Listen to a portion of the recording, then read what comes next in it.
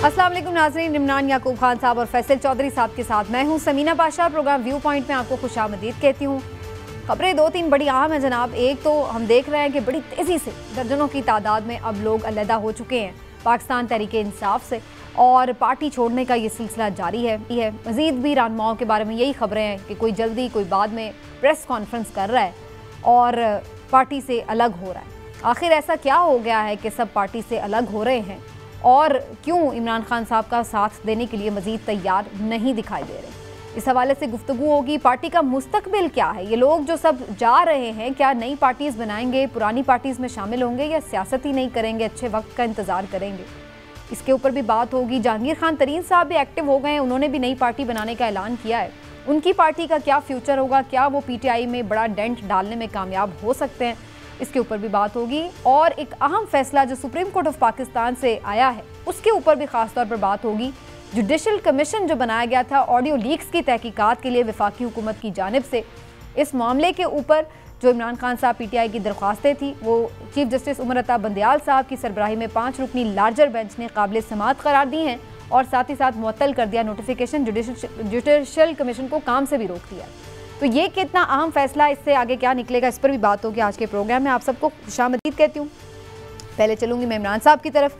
इमरान साहब, बड़ी तेज़ी से लोग PTI छोड़ रहे हैं, और हम देख रहे हैं रोज़ प्रेस कॉन्फ्रेंसें होती हैं। अब तो कोई प्रेस कॉन्फ्रेंस होती लगता है जी अब कोई और आया PTI को छोड़ने का ऐलान करेगा।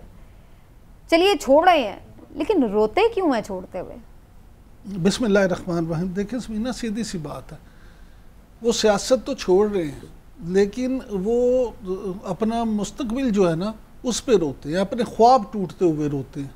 वो जब ख्वाब टूटते देखते हैं तो रोते हैं। उन्होंने जब सियासत में आए थे तो अपनी जानें लगाई, अपना वक्त लगाया, अपना सरमाया लगाया, और उसके बाद सियासत में जगह बनाई।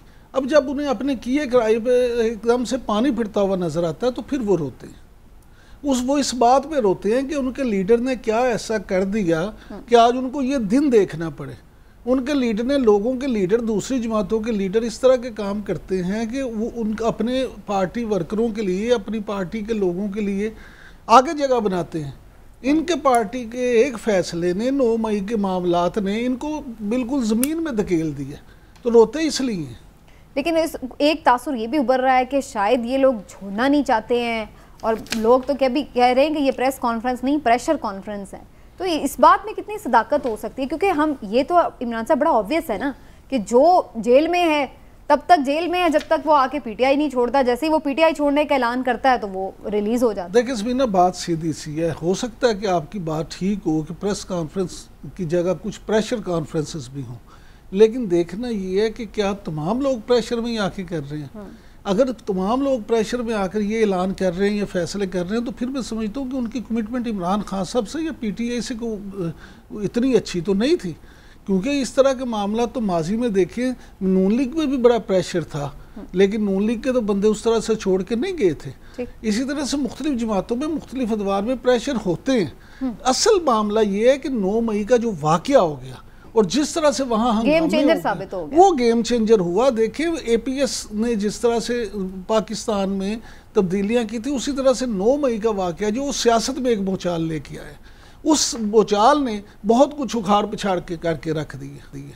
ठीक हो कहूँगी कि इमरान साहब, जो हुकूमती वज़रा इंदिया दे रहे हैं और जो उनका मूड नज़र आ रहा है, जो आज मरीम नवाज़ साहिबा ने भी जिस तरह से एक बड़ी शोला ब्याह किस्म की तकरीर करते हुए ये डिक्लेयर कर दिया कि जी ये बिल्कुल दहशतगर्दी इनकी जानिब से हुई है और इनको बैन होना चाहिए, गद्दार भी डिक्लेयर कर दिया इमरान खान साहब को।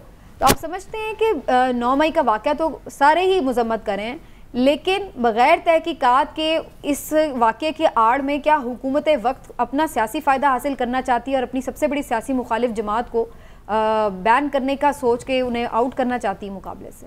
समीना, सीधी सी बात है कि हम तो किसी भी जमात को बैन करने के हक में ही नहीं है। कोई भी जमात जो है वो बैन नहीं होनी चाहिए। लेकिन एक बात आप ज़रूर समझें कि जब मुसर्रत चीमा जैसी तर्जुमान जो इमरान खान साहब की, वो ख़ुद ये बात कहें कि जी देखें ये सारा कुछ इमरान खान साहब की उन्हीं पॉलिसीज़ की वजह से हुआ है, ये पहले से प्लान थी जो चीज़ें, PTI के ख़ुद लोग ये आके ये बताएं कि जी ये तय था कि अगर इस तरह से हो गया, गिरफ्तारी हुई तो हम कहाँ कहाँ जाएंगे। तो ये ये आपने जब तय किया तो देखिए मॉब किसी के कंट्रोल में नहीं रहता। आप मॉब को अगर कोर कमांडर हाउस ले जाती हैं, आप मॉब को अगर कंवल शोजब साहिबा की और दूसरे लोगों की जो कॉल ट्रेसेस हुई हैं कि ये आप GHQ पहुंचे और ये सारी चीज़ें साबित करती हैं कि कहीं ना कहीं कोई खिचड़ी थी। अब जो लोग हैं जिन्होंने ये मामला सारे कर दिए हैं, सीधी सी बात है, एक बात तो आप ज़हन में रख लें कि रियासत ने ये फैसला कर दिया है कि इस तरह के वाक़यात में जो मुलव्वस है उसे तो कोई राहत नहीं मिलेगी। वो तो चाहे वो आर्मी कोर्ट में लेके जाएं, चाहे एंटी टेररिस्ट कोर्ट में जाएं, जहां भी जाएं उनको सज़ा मिलेगी। मुझे ज़ाती तौर पे उनसे ना कोई लगाव है ना कोई फ़िक्र है। मुझे फ़िक्र उन लोगों की है कि जो हज़ारों लोग इस केस इन मुकदमात में गिरफ्तार हो गए हैं, जो जेलों में हैं, जो नज़रबंद हो गए हैं। देखे वो हज़ारों के हज़ारों जो हैं वो उसमें मुलव्वस उस तरह से नहीं हैं। आप उनका ख्याल रखें ज़रूर कि वो जो बेचारे बेगुनाह हैं, वो जो सिर्फ जो किसी के साथ ज्यादती नहीं होनी चाहिए। इस बात को अगेन वही बात है कि फिर प्रॉपर तहकीकात, ट्रांसपेरेंट सिस्टम से ही इस चीज़ को इंश्योर किया जा सकता है कि सिर्फ जो मुजरिमान है उन्हीं को सजा। अच्छा, लेकिन एक ब्रेक से पहले मैं आपको एक बात बता दूं कि तहकीकात बहुत हद तक हो चुकी हैं और बहुत अभी हो रही हैं, और जो शवाहिद इकट्ठे किए जा रहे हैं जब वो सामने आएंगे तो बहुत सारी चीज़ें खुल के खुद अपने आप सामने आ जाएंगी। इमरान साहब, इस पे भी अगर आपने कमेंट करना हो, प्लस हम देख रहे हैं कि बहुत सारी और भी जमातें जो पहले कलदम करार दी गई आजकल वो भी प्रेस कॉन्फ्रेंसेस कर रही हैं। TLP भी हमें नज़र आ रहा है कि एक्टिव हुई हुई है। साद रिजवी साहब जो है उनकी तरफ से भी कहा गया है कि जी हम तहरीक शरीक चला सकते हैं। ये आपको ओवरऑल क्या नज़र आ रहा है? ये सब चीज़ें नेचुरली हो रही हैं या कोई इलेक्शन का माहौल है, या क्या ये सब सिर्फ अगेंस्ट इसी PTI के जो मामलात हैं उसकी वजह से अगेंस्ट ये सब जनरेट हो रहा है? देखिए समीना, जब केक होता है ना तो हर बंदा उसमें से अपना हिस्सा लेने की कोशिश करता है। साद रिजवी साहब जो है उन्हें भी आपको पता है कि पिछली दफ़ा भी उन्होंने इलेक्शन में हिस्सा लिया और हर हलके में उन्हें 2000, 2500, 4000, 6000 वोट भी मिले और जब बाज़ हलकों से ज़्यादा भी मिले। तो अब उनका ख्याल है कि वो भी इस तरह का प्रेशर ग्रुप बना के या इस तरह की सियासी जमात जो है उसको करें, सामने लाएं कि उन्हें अगर सीट एडजस्टमेंट के तहत कुछ सीटें मिल सकें तो वो भी उससे फ़ायदा लें। लेकिन इस सारे सिनेरियो में जो मुन्ना साहब अभी बात कर रही थी, एक चीज़ को आप मिस कर रही हैं। चौधरी शुजात और चौधरी सरवर साहब जो पाकिस्तान मुस्लिम लीग काफ लीग जिसे वो कहते हैं, वो भी एक्टिव है और उससे भी हिस्सा मिलना है। आप इस बात को भी याद रखें। परवेज इलाही साहब के साथ भी जो लोग PTI में आए थे वो भी अब वापस वो भी उधर जाना शुरू हो गया। दूसरी बात ये कि देखें ये जो PTI के लोग जा रहे हैं ना, इनका मामला इस तरह से भी आपको देखना पड़ेगा कि क्योंकि PTI के लोग जब यहाँ से जाएंगे तो उनका वोटर भी वहाँ से बादिल होगा और PTI के लोग जो खुद जाएंगे उन्हें भी अब चाहिए जगह। अब मुस्लिम लीग नून इन सब को तो नहीं समेट सकती, अगर वो लेंगे तो अपने कैंडिडेट्स के साथ वो कहाँ पे जाएंगे। लिहाजा ये सारी चीज़ें बड़ी कॉम्प्लिकेटेड